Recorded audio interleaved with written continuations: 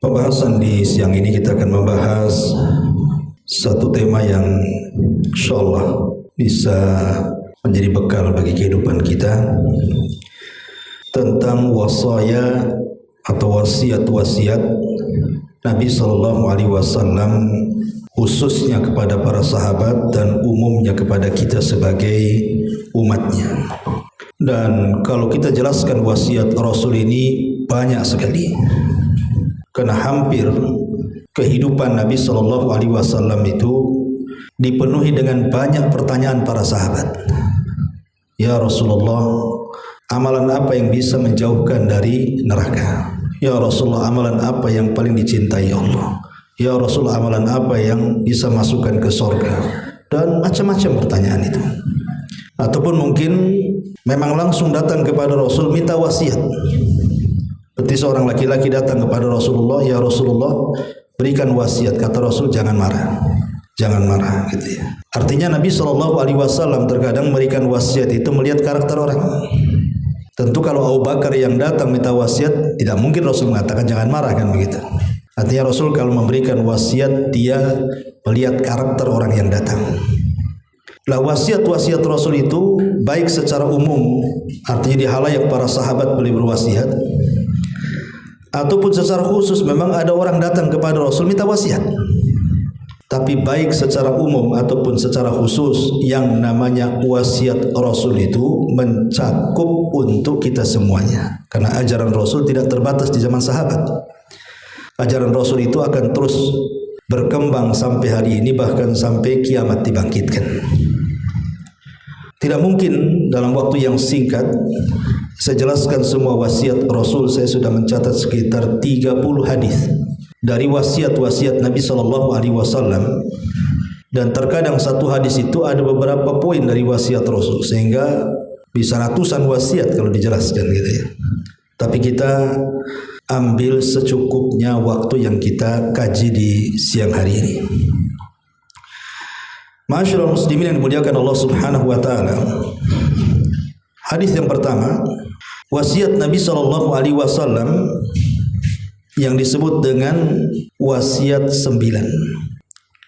Nabi SAW mengatakan, "Awsani Rabbi bitis'i wa ana usikum biha." Kata Rasul, Allah telah mewasiatkan kepadaku dengan 9 perkara. Maka begitu juga aku wasiatkan 9 perkara ini untuk kalian semuanya, termasuk kita. Kata Nabi SAW, "Awsani bil ikhlasi fis sirri wal alan," atau fis sirri wal alaniyati, wal adli fir ridha wal ghadabi, wal qasdi fil ghina wal faqri, wa an a'fwa amman zalamani, wa utiya man haramani, wa asila man qata'ani, wa an yakuna samti fiqran wa nutqi dhikran wa nadhari ibran. Kata Nabi SAW, aku wasiatkan kepada kalian untuk melaksanakannya. Pertama, Tuhanku Allah sudah berwasiat kepadaku agar aku berlaku ikhlas baik secara tersembunyi ataupun terang-terangan. Yang kedua, agar bersikap adil baik saat ridha ataupun marah. Kemudian yang ketiga, agar bersikap sederhana baik dalam kondisi kaya ataupun miskin. Yang keempat, agar aku memaafkan orang-orang yang telah zalim kepadaku. Yang lima, agar aku memberi kepada orang-orang yang justru bakhil kepadaku. Kemudian yang keenam, agar aku menyambung silaturahim dengan orang-orang yang memutus silaturahim denganku. Yang ketujuh, agar aku menjadikan diamku sebagai berfikir. Yang nomor 8, agar menjadikan bicaraku sebagai zikir. Dan yang ke-9, agar menjadikan pandanganku sebagai i'tibar, sebuah pelajaran. Ini wasiat pertama. hadis yang dikeluarkan oleh Al-Imam At-Tirmidzi dan juga dijelaskan dalam beberapa kitab para ulama, di antaranya disebutkan juga dalam Mis Al-Masabi dan yang lainnya. Tapi kita akan bahas satu persatu.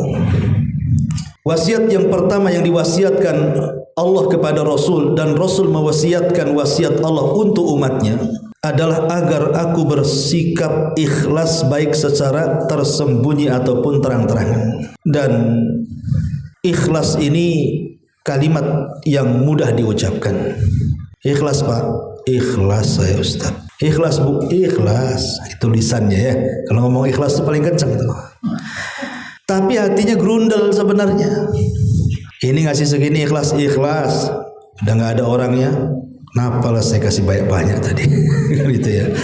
Memang ikhlas ini berat sekali. Ulama itu bertahun-tahun mereka mengobati hati mereka suruh ikhlas itu. Mereka belajar untuk ikhlas dan ikhlas. Makanya ada sebagian ulama mengatakan, kalau aku tahu satu sujudku saja diterima Allah, saya siap untuk mati gitu. Kenapa? Karena Allah Subhanahu wa taala mengatakan innama yataqabbalullahu minal muttaqin. Karena Allah hanya menerima amalan dari orang yang bertakwa. Maknanya ketika diterima berarti Allah sudah menganggap saya takwa, berarti saya siap mati. Dan takwa itu sumbernya ikhlas. Kalau tidak ikhlas, mana akan bertakwa? Jadi ini wasiat yang pertama, tanamkan ikhlas. Baik di keramaian orang, ya tetap saja sholatnya seperti itu. Baik ketika sendirian, ya seperti itu juga. Karena banyak orang yang kemudian di hadapan orang itu dia cenderung ria. Kemudian ketika tidak ada orang, malas-malas pula dia. Ketika tidak ada orang, malas-malas. Ketika ada orang, ria pula kan itu. Itu dalam bab ibadah tuh. Kemudian dalam bab yang lain pujian. Kadang-kadang ketika kemudian bersendirian karena tidak ada pujian, itulah yang menyebabkan kemudian dia pun bermalas-malas kan itu. Ketika di hadapan orang karena nampak ada pujian, mulailah kemudian dia dirajin-rajinkan. Ini kan tanda-tanda orang itu bermasalah hatinya. Maka baik dalam kondisi sembunyi-sembunyi atau dalam kondisi tidak sembunyi-sembunyi terang-terangan, makanya wasiat yang pertama, latihlah, belajarlah untuk ikhlas. Contoh umpamanya yang sering saya contohkan, kisah Zainul Abidin. Zainul Abidin namanya Ali ibn Husain ibn Ali ibn Abi Thalib, cicit Nabi SAW. Itu dikenal sepanjang hayatnya sebagai orang yang suka bersedekah secara sir. Jadi sedekahnya itu tidak mau ada orang tahu. Makanya dia kalau bersedekah itu nunggu malam sekali. Kalau sudah jam 1, jam 2, mulailah dia ambil gandum-gandum, dipikul kemudian di pundaknya, dicarinya rumah-rumah miskin di sekitar Madinah. Kemudian diletakkan pergi. Hanya ditulisi saja di situ. Supaya tahu ini bahwa ada orang infak untuk kamu. Dan itu dilakukan sampai mati. Loh, kenapa kemudian kita tahu ceritanya? Berarti kan ada yang membocorkan tuh ceritanya. Kalau memang tidak ada yang tahu kecuali dia dengan Allah, kan kita tidak mungkin bercerita. Ketika kita bercerita karena tahu. Ketika tahu berarti ada yang ngasih tahu kan itu. Kata para ulama, ketahuannya ketika dia meninggal. Kemudian yang memandikannya nampaklah ada bekas-bekas panggul di pundaknya, macam kapalan begitu ya. Kemudian hilangnya gandum-gandum di rumah-rumah orang-orang fakir yang biasa rutin kalau sudah habis ada gandum di situ. Dari situ manusia langsung mengatakan bahwa inilah sedekahnya Ali ibn Husain Zainul Abidin. Ini kan mengajarkan satu keikhlasan namanya ya. Ya tidak harus ditiru kayak gitu. Maksudnya itu ditirunya bagaimana keikhlasannya. Bukan sedekah jam 1-nya yang ditiru. Ana mau tiru Ali bin Husain sedekah jam 1, jam 2 malam. Antum gendong beras cari ruli. Antum disangka maling beras nanti. Ditangkap langsung, itu maling beras. Padahal antum mau pak beras. Maksudnya di sini ditiru bagaimana keikhlasan dia. Ya amalan tidak harus sama, tapi keikhlasan itu yang ditiru. Macam mana dia tidak ingin ada orang tahu, cukuplah dia dengan Allah saja. Itulah ikhlas. Ya. Karena ikhlas itu kan identik bersendirian sebenarnya. Karena asal ibadah sendiri memang tidak boleh tahu kecuali dengan Allah saja kan, kecuali dalam ibadah-ibadah yang memang merupakan syiar. Mau tidak mau orang harus tahu. Seperti kurban, Ya mau tidak mau harus tahulah, antum yang punya kurban disembelihkan itu syiar. Sholat jamaah, ya mau tidak mau antum berjalan ke masjid. Ya. Tetapi kalau bukan syiar yang orang harus tahu, asal ibadah itu ya sembunyi-sembunyi. Itulah keikhlasan dalam beribadah, baik waktu tersembunyi ataupun terang-terangan. Dan kalau kita cerita ikhlas ya panjang lebar. Kemudian yang kedua, agar bersikap adil, baik saat ridho ataupun marah. Karena banyak orang yang tidak berlaku adil itu ketika di saat marah, ketika muncul kebencian kepada orang, sehingga dia tidak bisa adil. Makanya Allah mengatakan, wala yajrimannakum syana'anu qaumin ala alla ta'dilu i'dilu huwa aqrabu littaqwa. Janganlah karena kebencian engkau kepada sebuah kaum kau tidak berlaku adil, tapi berbuatlah adil, itu lebih mendekatkan kalian kepada ketakwaan. Kadang kalau kita baik sama orang tidak ada masalah ya, kita ya bersikap adil. Tapi ketika kita kemudian tidak suka dengan orang, padahal sebenarnya masalahnya tidak terlalu berat, terkadang kita sikapi dengan berlebihan. Lah, tidak boleh. Di antara wasiat yang kedua, bersikaplah adil, baik ketika saat kita senang ataupun saat kita marah. Contoh umpamanya yang mudah. Ibu ini sudah bertetangga dengan tetangga itu sudah 10 tahun, mungkin sebagiannya 15 tahun atau 20 tahun. Tetangga ini baik sama ibu. Ya sudah dianggap saudara kadang-kadang. Sekali mungkin tetangga ini buat kesalahan, entah mendolimi ibu, membuli, memfitnah gitu kan. Oh, langsung ibu naik pitam tuh. Wah, itu tetangga paling jahat katanya. Padahal 15 tahun berbuat baik tuh. Satu kesalahan langsung dicap itu tetangga jahat kali itu katanya. Nggak boleh kita ini langsung menjustis seperti itu sebelum menimbang mana baiknya, mana buruknya. Lebih kemudian menghitung ke banyak yang baiknya atau yang buruknya. Kalau banyak yang baik kasih udur sajalah. Mungkin dia lagi emosi, mungkin dia terfitnah, mungkin dia lagi ada masalah kan gitu. Makanya Rasul mengatakan la yafruqu mu'minun mu'minatan, tidak boleh seorang mukmin laki-laki mencela mukmin yang lainnya atau pasangannya. In kariha khuluqan radiyal akhar. Kalau dia benci kepada satu akhlak, coba redokan kepada akhlak yang lainnya. Dengan cara apa? Menimbang baik buruknya. Nah, itulah berbuat adil di situ. Ini yang kedua. Yang ketiga, agar bersikap sederhana baik dalam keadaan kaya ataupun miskin. Karena umumnya kekayaan itu bisa merubah watak manusia. Yang tadinya baik bisa jadi jahat. Dari sini Allah Subhanahu wa taala mengatakan kalla innal insana la yatgha an ra'ahu istaghna. Sekali-kali manusia itu janganlah melampaui batas kalau Allah bukakan kekayaan kepadanya. Karena kekayaan ini disebut oleh para ulama sebagai sirru tughyan, rahasia bejatnya orang. Salah satu rahasia kenapa orang bisa jadi bejat, bisa jadi jahat itu gara-gara kekayaan. Yang awalnya terpikir waktu masih miskin, nanti kalau sudah kaya, saya sudah merencanakan saya akan sumbang tuh pondok sana, saya akan sumbang tuh masjid sini, saya akan sumbang tuh panti asuhan sana sini, macam-macam. Itu sebelum kaya. Seolah-olah kalau dia kaya, dia akan menguasai harta. Allah betul-betul bentangkan kekayaan dia. Yang tadinya dia berencana mengatur harta, harta pula yang mengatur dia. Dibalik sekarang, udah kaya, hartanya yang ngatur dia. Kau udah kaya, bantulah kawan sebelah tuh. Aduh, mana ya? Pula itu, udah mikir tuh kan. Ya, padahal waktu miskin itu udah agenda sedekah itu udah kemana-mana, sudah kaya hilang semua agendanya. Kenapa? Karena kekayaan yang menguasai hatinya, takut pula dengan kehilangan hartanya. Lah akhirnya kemudian karena kekayaan itu kalau sudah menguasai, disitulah sirru tughyannya itu. Rahasia bejat itu di situ. Mulai akhirnya tidak menghargai kawan-kawannya yang dulu sama-sama miskin, dia udah kaya. Kalau lagi miskin baiknya sama kita. Ngopi bang, ngopi, ngobrol-ngobrol, senyum-senyum. Udah kaya, jangan cerita ngopi. Lewat aja tak negor dia. Apalagi mobil dah cantik, kaca ditem-temin, dah pun dibuka sama dia, diklakson pun tidak. Subhanallah kan. Itulah kadang-kadang kan hilang semuanya. Ya kalau dikatakan wajar lah Ustadz, dia udah kaya kan gitu ya. Memang kayak gitulah biasa orang kaya tuh. Yang lebih parah lagi orang miskin sombong. Udah miskin sombong ya. Ini memang kurang ajar. Udah miskin loh, bisa parlente dia, bisa mentang-mentang pula. Makanya kenapa Rasulullah SAW mengatakan 3 golongan yang tidak akan dilihat, tidak akan diajak bicara, tidak akan dibersihkan pada hari kiamat, disediakan azab yang sangat pedih. Kata Rasulullah apa? Ailun mustakbar, sudah miskin parlente pula. Sudah miskin kurang ajar, sosok sombong. Ya. Miskin dia, bawa mobil, rupanya charter, diakuin mobil dia. Gitu ya kan. Jadi hanya untuk sombong-sombongan aja, selfie. Apalagi sekarang kan kalau sombong-sombongan paling mudah tuh. Ambil mobil di parkiran yang paling mahal kan itu, tolong fotokan bang, langsung di share di Facebook, di Instagram, di mana-mana. Ini kan ya Allah ya Rabbi kan gitu. Untuk apa coba mobil-mobil orang? Pas kemudian dipoto, dibuka pula kacanya sama orang itu. Oh, bukan mobil dia rupanya kan itu.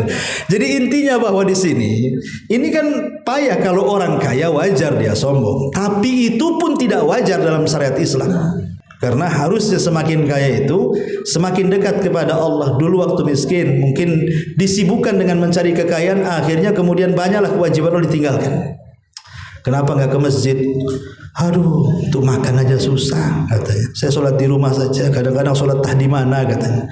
Waktu lagi miskin tuh sudah kaya belas, nggak pernah ke masjid lagi kan, makin sibuk lagi tuh. Ketika miskin alasannya karena cari uang. Nah, sudah kaya udah banyak uang tuh, apalagi alasannya tuh buat cabang katanya. Ini perusahaan baru satu, Ustaz. Saya buka cabang lagi, sana lagi, cabang lagi. Inilah makanya di sini nasihat ini penting sekali agar bersikap sederhana, baik ketika dia kaya ataupun miskin. Kemudian yang keempat, agar aku memaafkan orang-orang yang mendolimi aku. Dan ini betul-betul dipraktekkan oleh Nabi, bukan hanya sekedar Nabi ngomong saja, tidak. Ketika Fathu Mekah, kan Mekah itu dikepung tuh sama kaum muslimin tuh. Nggak ada orang yang bisa keluar dari Mekah. Gimana tentara Rasul di mana-mana, dan Rasul memandanglah orang-orang yang dulu di masa awal-awal dakwah menyakiti dia, mencaci maki dia, merendahkan dia, menyakiti dia. Dia nampak tampang-tampangnya orang-orang itu. Tapi Nabi SAW tiba-tiba saja kemudian berceramah di hadapan orang-orang yang dulu pernah menyakitinya dan mengatakan, idhabu fa antumut tulaqu, pergi dari saya, aku sudah maafkan semua kalian. Ya, jadi justru dari sebab tenggang rasa, kemudian rasa maafnya Rasul kepada para sahabat, itulah yang menjadikan banyak orang-orang kafir masuk ke dalam Islam. Ya, artinya Rasul memberikan contoh bagaimana memaafkan orang yang berlaku zalim kepadanya. Bahkan itu sedekah yang luar biasa. Memaafkan orang itu sedekah yang luar biasa. Kan sedekah itu tidak harus dengan uang. Dengan memaafkan kepada orang lain itu bagian daripada sedekah yang luar biasa itu. Karena sama-sama sulit gitu ya. Antum sedekah dengan uang dengan nilai besar itu kan berat. Sama memaafkan juga berat masalahnya. Minta maaf itu udah berat, tapi maafkan lebih berat lagi. Makanya ketika kita bisa memaafkan, maka itu juga bagian daripada sedekah yang luar biasa. Ini yang keempat. Yang kelima, agar aku memberi kepada orang yang dulunya mencekalku atau bakhil kepadaku. Mungkin waktu miskin antum datang ke si fulan gitu kan, dia orang kaya pinjam modal. Wah, macam-macam alasan. Padahal sebenarnya kalau dia pinjamkan itu bisa saja untuk bawa modal. Ketika kemudian Allah balik kondisinya, dia bankrupt, antum pula Allah berikan rezeki yang banyak, akhirnya antum yang di atas angin. Ketika dia datang kepada antum pinjam modal, antum katakan, ambil saja. Tapi kalau antum dulu lo aku miskin pinjam modal kok tak kasih, sekarang aku udah kaya, aku kan tak kasih juga lah. Gitu. Nggak begitu maksudnya. Di sini Rasul lah dulu dia pernah bakhil kepada kita. Sekarang Allah sudah berikan kekayaan. Boleh jadi dengan memberikan akhlak terbaik, tidak membalas dendam kepada orang ini, justru disitulah dibukanya rezeki kita lebar-lebar. Karena ada kisah masalahnya dahulu. Ya. Jadi ada seorang anak raja Yaman. Saya lupa namanya, anak raja Yaman. Jadi ketika Amul Wufud, hari di mana banyak kabilah-kabilah datang kepada Rasul mau masuk Islam. Jadi ada anak raja Yaman itu datang ke Madinah, Anda masuk Islam. Dan Nabi SAW itu sangat baik sekali. Terkadang ada orang masuk Islam supaya lembut hatinya, nanti oleh Rasul dikasih tanah, dikasih harta gitu ya. Jadi karena ini seorang raja, otomatis dikasih hadiah. Dia mau masuk Islam, kata Rasul, baik, sebagai imbalannya kau sudah masuk Islam, aku kasih kau tanah di sana. Ya. Lah ketika kemudian kata Rasul kepada Muawiyah, ya Muawiyah, tunjukkanlah tanah yang aku hadiahkan kepada putra raja ini. Kau berangkat dengan dia, kasih tahu tanahnya di sana. Berangkat Muawiyah sama anak raja ini. Anak raja ini sombong. Lah berjalan di padang pasir, Muawiyah bin Abi Sufyan ini tidak pakai sandal. Gimana coba? Terik matahari, kan panas padang pasir, jalan tak pakai sandal tuh. Nenteng untanya anak raja itu sampai ke tanah yang mau dituju tuh. Jadi Muawiyah ini memelas lah dan mengatakan kepada ini anak raja ini, bisa nggak kau bonceng aku, katanya. Bonceng lah, katanya. Apa kata sang raja ini? Ini unta raja, tak pantas untukmu, katanya. Ini unta raja, tak pantas untukmu. Ya kalau begitu gini sajalah, pinjamkanlah sandalmu itu. Kan sudah naik unta, biasanya pakai sandal biar gak kepanasan. Oh enggak bisa, ini sandal raja, kan. Kamu ini bukan raja, enggak pantas, katanya kan. Akhirnya gimana? Ya kalau begini, aku ini kepanasan, pinjamlah ridakmu, selendangmu, supaya aku bisa menutup wajahku, katanya. Oh enggak bisa, kalau kau ingin supaya tidak panas, kau ikut aja di samping unta itu, bayangan-bayangannya itu. Bayangkan coba, memang luar biasa ini kan, bahasa apa Jawa ngenyek tuh gimana tuh. Ini betul-betul menghinakan. Tapi namanya zaman itu bisa berputar, ikhwan. Wa tilkal ayyam nudawiluha bainan nas. Ingat, hari itu berputar loh. Ketika kemudian Rasul meninggal, kemudian Abu Bakar jadi khalifah, Abu Bakar meninggal, Umar jadi khalifah, Umar meninggal, Ali jadi khalifah, Ali meninggal, Utsman jadi khalifah. Utsman meninggal, Ali jadi khalifah. Kemudian Ali meninggal, anaknya Hasan jadi khalifah. Cuma 6 bulan. Tiba-tiba Hasan menyerahkan kekuasaan kepada siapa? Muawiyah. Sekarang Muawiyah jadi raja. Jadi orang nomor 1 loh. Satu dunia kaum muslimin di zaman itu. Ini anak raja nih yang dulunya sok-sokan itu. Sekarang dia sudah kerek, udah jadi gembel. Ya. Kemudian dia datang untuk berbaiat kepada Muawiyah, malunya luar biasa. Dia datang kepada Muawiyah, ya Muawiyah, masih kenal aku nggak? Ya kenal lah, katanya. Kamu yang kurang ajar kan gitu. Kenal sih. Orang yang dizalimi itu pasti kenal sama orang yang zalimi. Orang yang zalim itu nggak kenal sama orang yang dizalimi. Nah, karena orang yang zalim itu tidak peduli, penting puas sudah, dia bisa nyenyak. Tapi yang dizalimi nggak akan nyenyak tidurnya. Tapi Muawiyah itu punya akhlak yang baik. Apa kata anak raja? Kalau tahu kau akan jadi raja, dulu aku yang naik unta, aku yang jalan, kata. Ya tidak bisa lah, nggak mungkin diputar juga kehidupan itu. Jadi makanya ingat, kehidupan itu akan berputar, bukan hidup hari ini saja.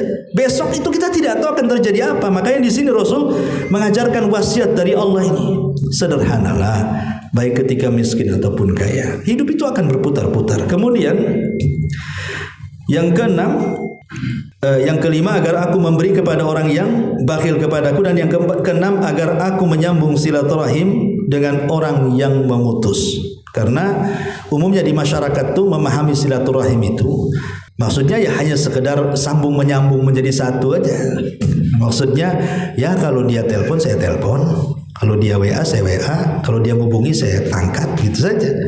Seolah-olah menggunakan sistem barter. Kalau dia baik ya saya baik, dia jahat ya saya jahat. Itu bukan silaturahim, Anda sedang barter namanya. Jadi silaturahim ini adalah kita yang pertama menghubungkan kepada orang yang memutusnya. Walaupun dia lari-lari, kita kejar bagaimana supaya kita nyambung dengan dia. Itulah silaturahim. Kemudian juga yang nomor 7, agar aku menjadikan diamku untuk berfikir. Jadi diam itu bukan melamun. Ya, orang diam mikir utang, mikir ini, mikir macam-macam. Bukan, diam itu maksudnya karena dia berfikir untuk kemaslahatan agama dan dunia dia. Kemudian juga yang nomor 8, agar bicaraku menjadi zikir. Nah, jangan sampai kemudian kita mau banyak ngomong tapi tidak ada zikirnya. Karena orang yang banyak ngomong itu pasti banyak salahnya. Orang banyak salahnya pasti banyak kepelesetnya. Dan itu pasti dipastikan banyak dosanya tuh. Tetapi kalau seandainya walaupun dia cerewet tetapi isinya zikir kepada Allah Azza wa Jal, itulah pembicaraan yang Rasul katakan sabaqal mufarridun. Sungguh telah mendahului kita masuk surga mufarrid. Siapa mufarrid itu? Rasul mengatakan adz-dzakirunallaha katsiran wadz-dzakirat, laki-laki dan perempuan yang banyak berzikir. Dan yang terakhir, agar menjadikan pandanganku sebagai ibrah dan i'tibar. Jadi kalau kita melihat sesuatu, dijadikan pelajaran. Dan ulama mengatakan madrasah yang free tanpa bayar, tetapi kita bisa mengambil pelajaran sebesar-besarnya adalah madrasah kehidupan. Kalau kita sekolah SMP bayar, SMA bayar, S1 bayar, S2 bayar, S3 bayar, apalagi jurusan tertentu bayarnya mahal, kedokteran, insinyur, macam-macam, wah dah habis duitnya. Belum tentu balik itu duitnya tuh. Ada yang balik, ada yang tidak balik kan itu. Tapi ada madrasah yang istilahnya majanan, nggak usah bayar. Itulah madrasah kehidupan di sekitar kita. Kita bisa melihat dulu orang itu kaya, kenapa miskin, kok bisa dia jadi miskin. Nah, jadi pelajaran tuh. Dulu dia itu binaraga loh itu, badannya sterek kuat tuh. Sekarang setruk pula dia, kok bisa? Kan gitu kan?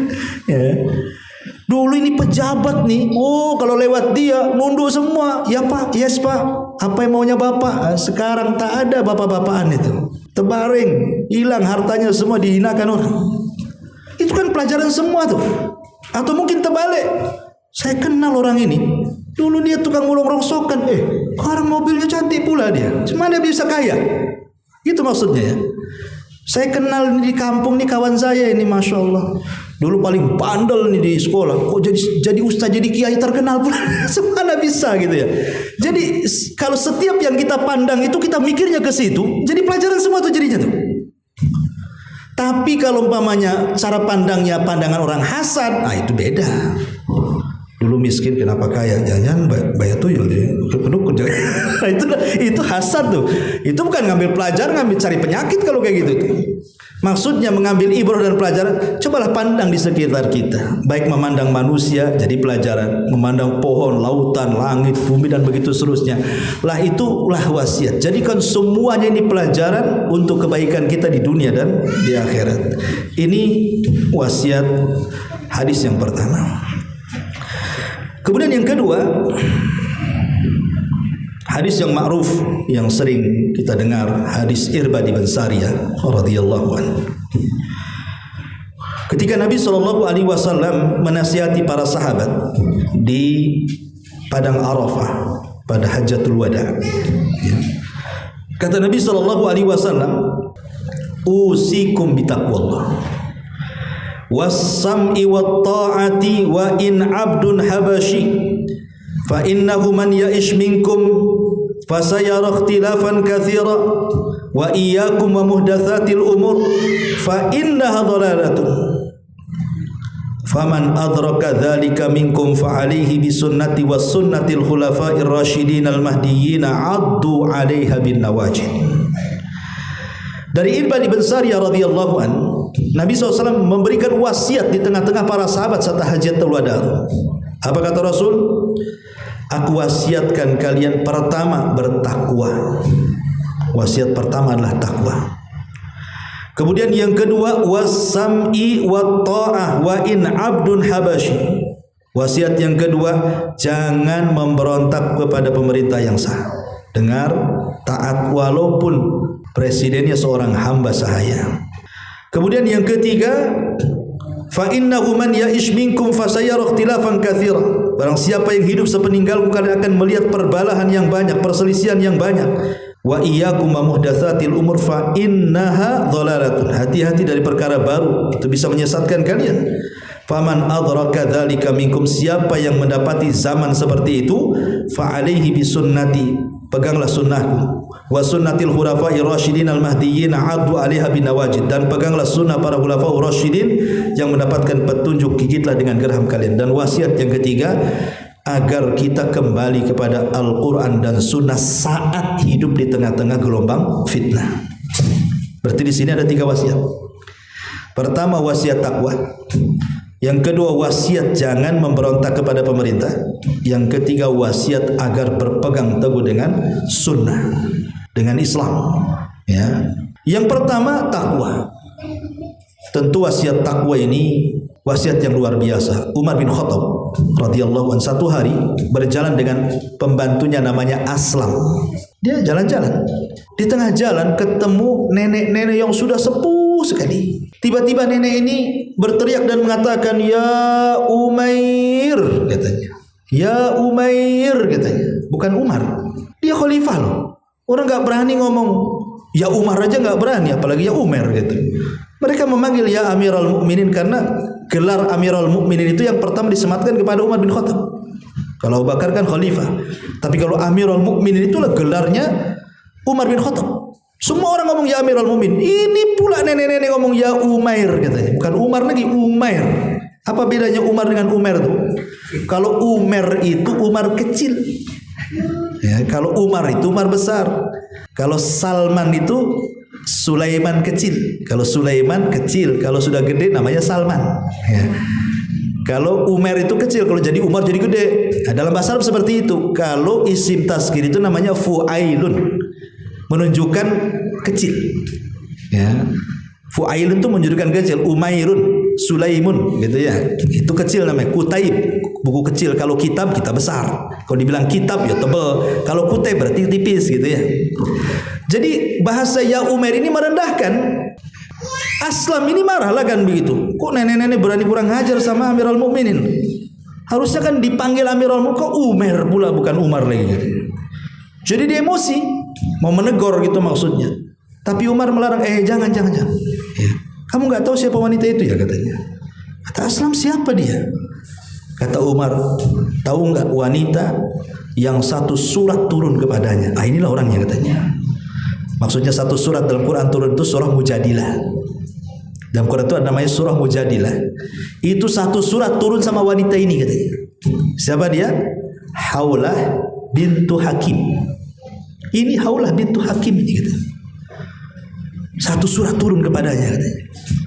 Tiba-tiba nenek ini Haulah bintu Hakim mengatakan kepada Umar, "Ya Umar, dulu kau Umar, kau dulu kecil. Kemudian kau jadi Umar, jadi besar. Aku kok main-main di pasar Ukat tuh aku tahu kau ini siapa," katanya. "Sekarang kau sudah jadi Amirul Mukminin, ittaqillah, bertakwa kau kepada Allah." Tiba-tiba ngomong begitu dia. Ya. Ketika Umar mendengar kalimat ittaqullah, bertakwa, langsung menangis dia. Tuh, orang dulu kalau didengar bertakwalah itu langsung sedih.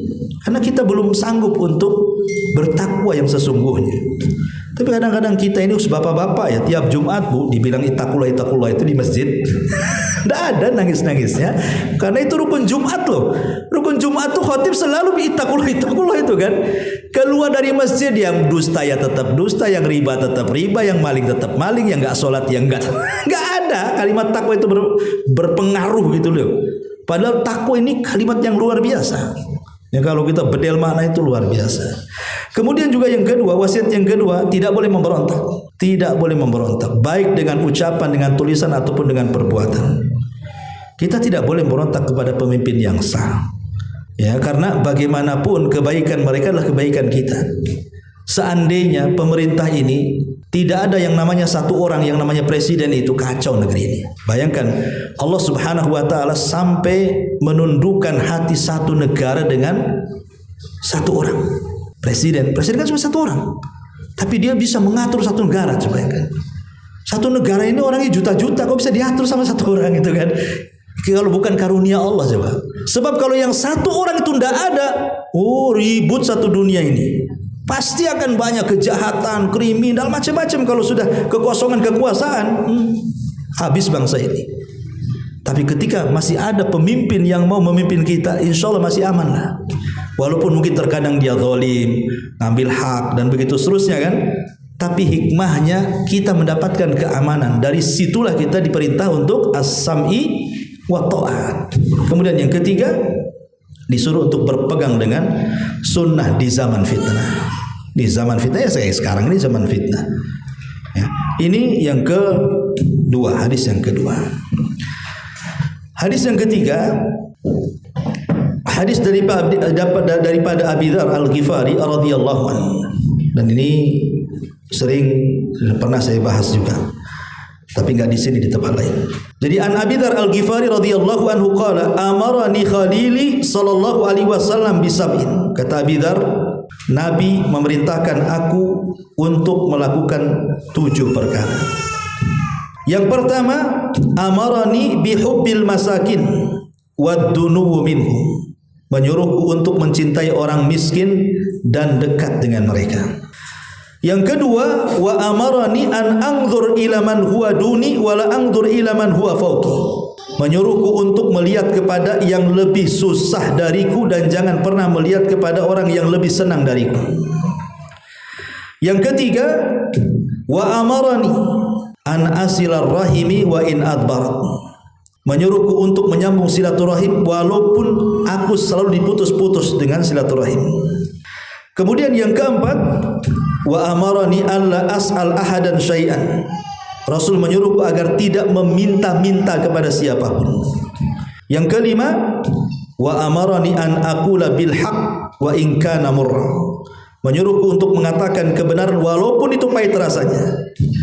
Dan yang keenam, wa amarani alla akhafu fillahi laumata laim. Agar aku tidak takut selama aku berjalan di jalan Allah Azza wa Jalla. Dan yang terakhir, wa amarani an ukthira min qawli la haula wala quwata illa billah. Menyuruhku untuk memperbanyak ucapan la haula wala quwata illa billah, fa innahunna min kanzi tahtil arsy. Karena la haula wala quwata illa billah adalah berasal dari harta karunia yang berada di bawah arsy Allah Subhanahu wa taala. Hadis ini disahihkan oleh Syekh Nasiruddin Al-Albani rahimahullahu taala dan dikeluarkan Imam Ahmad. Di sini ada 7 wasiat. Pertama, mencintai orang miskin. Mencintai orang miskin. Dulu di zaman Rasul ada namanya Ashabu Sufa. Ashabu Sufa. Ashabu Sufa itu orang yang tinggal di Masjid Nabawi. Ya kebanyakan mereka orang susah, kadang makan, kadang enggak. Kadang-kadang 3 hari tak makan. Kayak Abu Hurairah pernah 3 hari tak makan, itu minum aja, gemeter, akhirnya mau pingsan. Kita aja jangan 3 hari tak makan, 1 siang tak makan aja gemeter, belum 1 sore itu. Kalau 1 hari kan bisa pingsan tuh. Karena biasa makan 5 kali sehari. Kita ini ya kan. Jadi Ashabu Sufa seperti itu. Lah ada orang-orang yang tinggal di kota Madinah itu, memang orang kaya mereka. Orang kaya, mereka tak mau tidur di masjid, tidak mau tidur di rumahnya, padahal mereka kaya. Terkadang mereka justru tidur gabung dengan Ashabu Sufa. Untuk apa coba?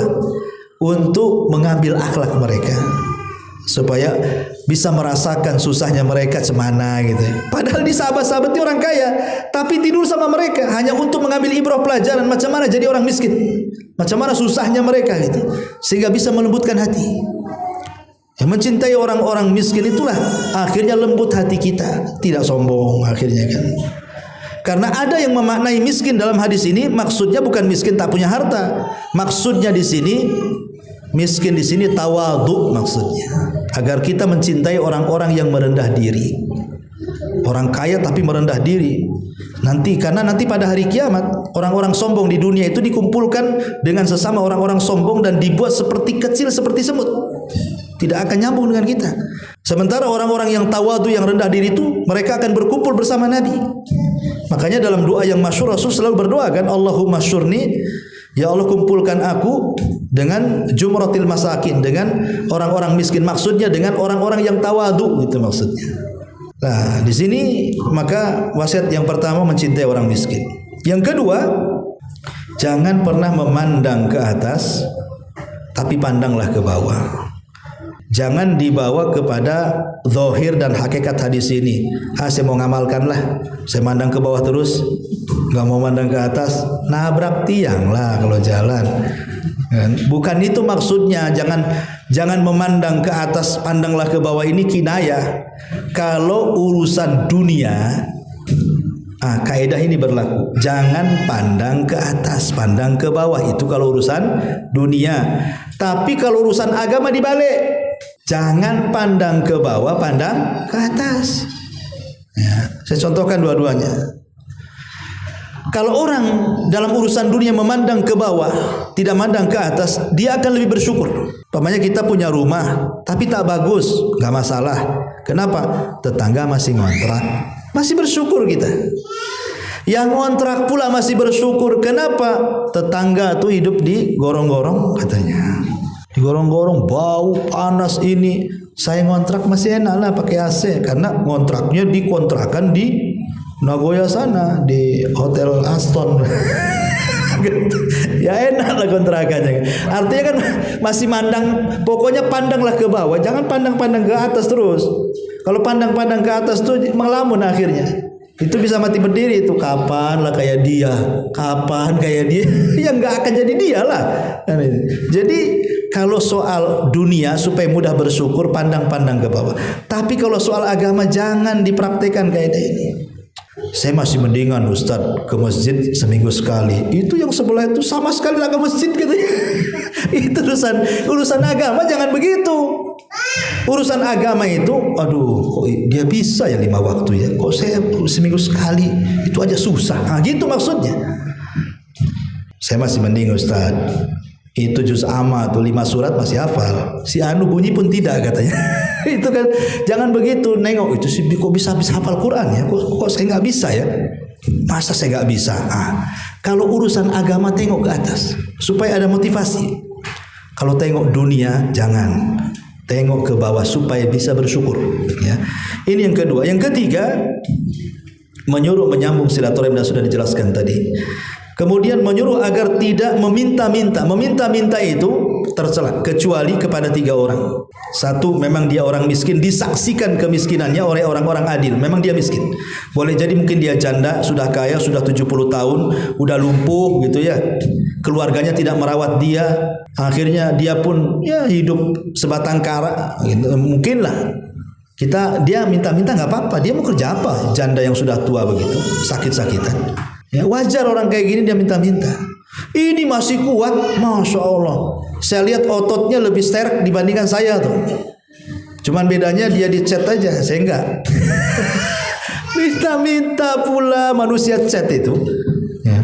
Orang yang masih muda gagah, kok bisa dia minta-minta? Gak bisa, jangan dikasih orang kayak gini. Apalagi pakai chat kapan sholatnya dia itu. Kemudian yang kedua, yang boleh minta-minta itu, dia orang kaya gara-gara bantu orang miskin. Jadi miskinnya gara-gara bantu orang. Pamannya saudaranya punya hutang, terpaksalah karena kasihan dijual rumahnya untuk melunasi utang orang. Akhirnya dia bankrupt, usahanya bankrupt. Terpaksalah ketika dia miskin dia minta-minta hanya untuk menopang kehidupannya saja. Atau yang ketiga, dia orang kaya di kampungnya, safar ke Batam, hilang dompetnya. Hilang dompetnya mau pakai apa? Mau beli pakai apa? Terpaksa dia minta-minta, yang penting dia bisa makan hari itu. Sebab walaupun kaya-kayanya dia di kampung, kalau hilang uangnya di sini mau minta sama siapa kan begitu? Terpaksa dia minta-minta. Itu pun terpaksa minta-mintanya untuk menopang hidupnya saja. Selain 3 orang ini dalam hadis khabithah itu tidak boleh. Ya, lihat. Ini yang keempat. Kemudian yang kelima, menyuruhku untuk mengatakan kebenaran walaupun pahit. Sampaikan kebenaran. Ya, kecuali kalau melihat dengan menyampaikannya mungkin madaratnya lebih besar dibandingkan manfaatnya, ya berhenti dulu, kapan-kapan lagi. Tapi kalau kita menganggap maslahatnya lebih besar daripada madarat, sampaikan saja.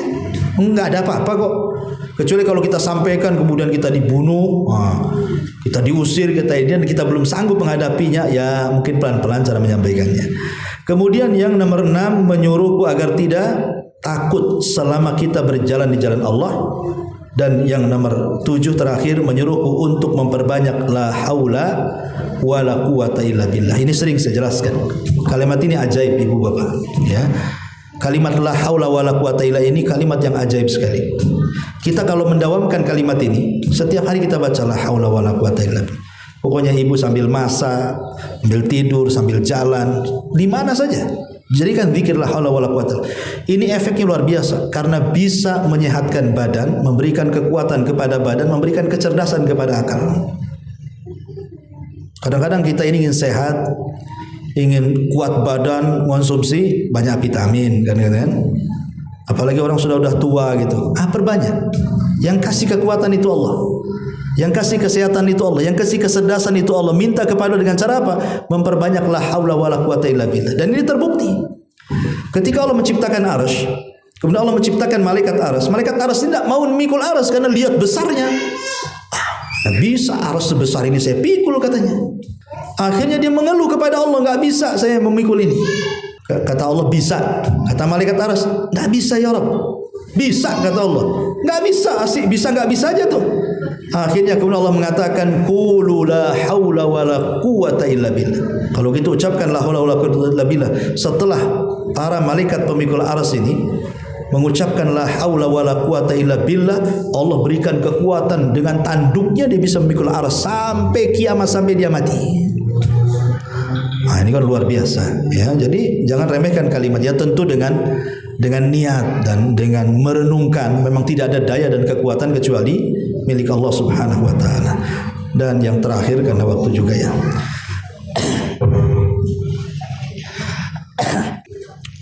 Yang terakhir adalah hadis dari Abi Hurairah radhiyallahu anhu. Hadis ini dikeluarkan Imam Tirmidzi. An Abi Hurairah radhiyallahu anhu qala qala Rasul sallallahu alaihi wasallam man ya'khudh anni hadhil kalimat fayamal bihinna aw yu'alliman ya'mal bihinna. Faqala Abu Hurairah qultu ana ya Rasulullah fa akhadha bi yadi fa adda khamsan faqala ittaqillah takun a'badan nas warda bima qasamallahu laka takun aghnan nas wa asin ila jarika takun mu'minan wa ahibbi lin nasi ma tuhibbu li nafsik takun musliman wa la tukthir adh-dhahika fa inna kathrata adh-dhahika tumitul qulub. Kata Abu Hurairah radhiyallahu an, Rasul pernah menarik diriku dan mengatakan, siapa yang mau kuajarkan kalimat-kalimat ini kemudian diamalkan atau didakwahkan kepada orang yang mau mengamalkan. Kata Abu Hurairah, aku maulah Rasul. Maka Rasul SAW menarik Abu Hurairah dan mengatakan, kalau begitu dengarkan 5 perkara. Dengarkan 5 perkara. Yang pertama, ittaqil maharim takun a'badan nas. Hindari apa saja yang diharamkan, engkau akan menjadi manusia yang paling beribadah. Yang kedua, warda bima qasamallahu lak takun aghnan nas. Merasa redholah, senanglah dengan apa pemberian Allah, mau sedikit mau banyak pokoknya ikhlas, maka engkau akan menjadi orang yang paling kaya di antara manusia. Yang ketiga, wa ahsin ila jarik takun mu'minan. Berbuat baiklah kepada tetanggamu, niscaya engkau akan menjadi seorang mukmin sejati.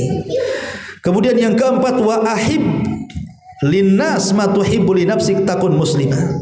Cintailah orang lain seperti yang kau mencintai dirimu, maka engkau akan menjadi seorang muslim sejati. Kemudian yang terakhir, wala tuktsiridz dhahik fa inna kathratadz dhahik tumitul qulub. Jangan terlalu banyak tertawa berlebihan, sebab hal itu bisa mematikan hatimu. Ini 5 wasiat juga. Pertama, ittaqi maharim. Tinggalkan yang diharamkan. Karena salah satu penghalang ibadah itu apa? Maksiat. Orang kalau banyak maksiat, malas ibadah. Pasti itu. Kalau orang sudah banyak maksiat, saya pastikan malas ibadah. Artinya kalau orang menyedikitkan maksiat, rajin ibadahnya.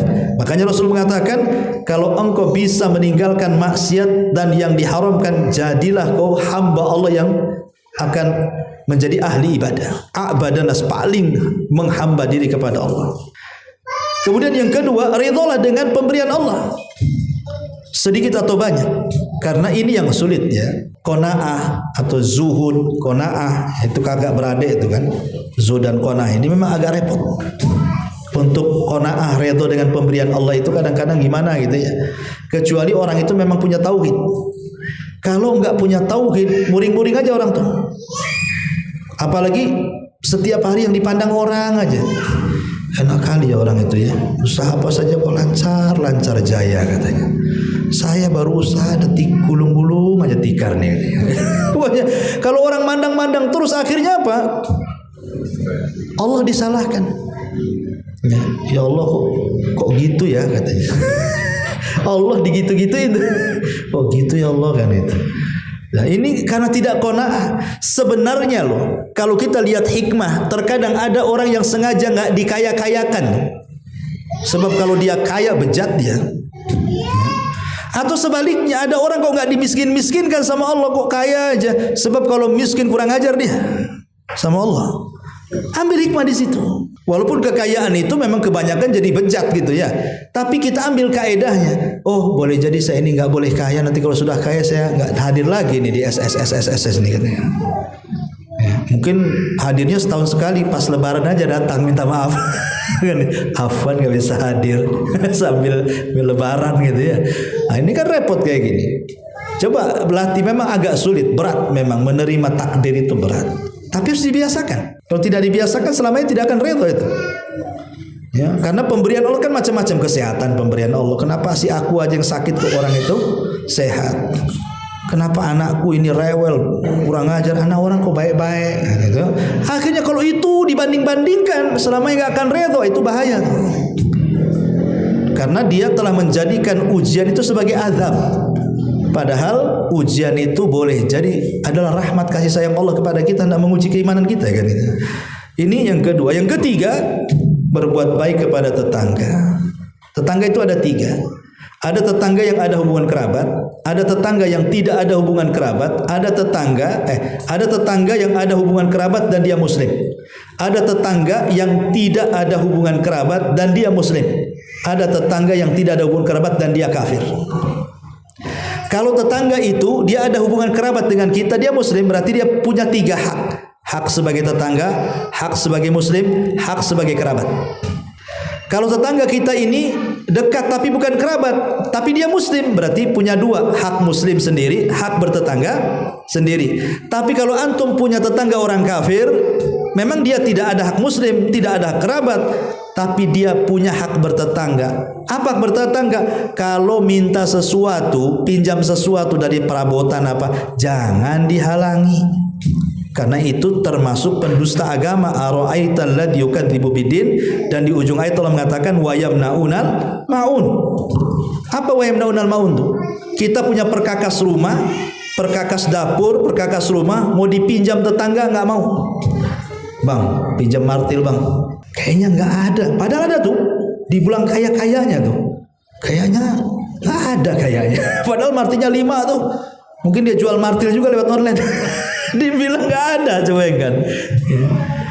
Datang ke Umahat. Ini mau ada acara. Bisa nggak pinjam piringnya? Ya 10 piring aja. Aduh, udah adu duluan tuh.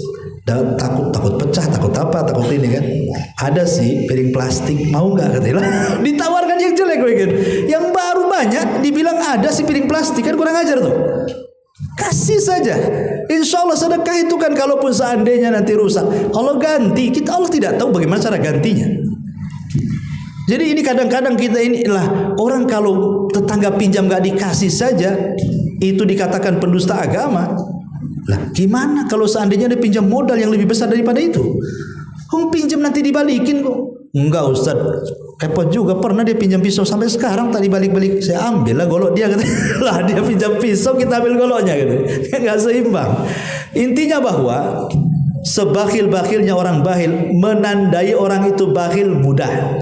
Coba pinjam sesuatu yang tidak ada harganya di rumahnya tuh, entah pinjam pisau, pinjam garpu, pinjam piring, ya yang remeh-remeh aja. Kalau dia nggak kasih, dah antum cap aja ini bakhil. Karena itu yang paling remeh aja bakhil seperti itu. Gimana yang lebih tinggi daripada itu? Ya. Kemudian yang ketiga, yang keempat, cintailah orang-orang seperti engkau mencintai dirimu. Ini kinayah daripada hadis Rasul, la yu'minu ahadukum hatta yuhibbu li akhihi ma yuhibbu li nafsi. Kata Rasul, cintailah saudaramu seperti mencintai dirimu sendiri. Dan yang terakhir, janganlah terlalu banyak tertawa berlebihan, ya, sebab hal itu akan mematikan hati. Bercanda itu boleh, tapi jangan di beberapa perkara. 1, jangan bercanda dalam agama sampai mengolok-olok Allah, Rasul, ayat-ayatnya. Bercanda Anda bisa kafir. Ya, 1. Yang kedua, jangan bercanda di tempat yang tidak boleh bercanda. Seperti di pengadilan, antum jadi saksi, ketawa ketiwi. Ini pengadilan serius kok, nyengir-nyengir gak jelas. Jangan bercanda di tempat yang tidak boleh di situ bercanda. Ya. Jadi Ini canda-canda ini kadang-kadang bahaya. Atau dalam yang ketiga, jangan bercanda kalau dalam rangka menghina orang. Kan ada orang bercanda-canda itu merendahkan orang. Kayak pelawak-pelawak itu kadang-kadang kan dihinanya kawannya supaya orang tertawa kan. Tak boleh bercanda menghina orang. Yang keempat, jangan bercanda ada unsur kedustaan di situ. Boleh bercanda tapi jangan dusta. Ya, jadi karena bagaimanapun canda-canda ini bisa mengeraskan hati kalau tidak ditempatkan pada tempatnya. Bercanda boleh, Rasul bercanda kok. Rasul juga tertawa. Bercanda semua, para sahabat juga bercanda, tapi ada tempat-tempatnya gitu ya. Wallahu alam, mungkin ini saja.